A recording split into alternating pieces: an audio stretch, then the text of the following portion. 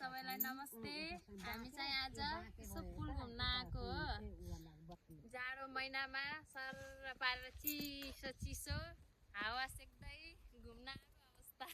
यस्तो घुमाउन सक्छ हेर्नुस् हाम्रो गाउँघर पुलहरू हेर्नुस् हाम्रो ठुलो मम्मी हाम्रो फुपू भाइ सबजना यसो पुल घुम्न आएको।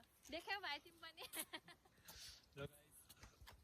देखिन हजुर पनि हेर्नुस् हामी आज पुल घुम्न आएको अवस्था। हामी आज पुलबाट बर्दिया प्रवेश गरेको छौँ।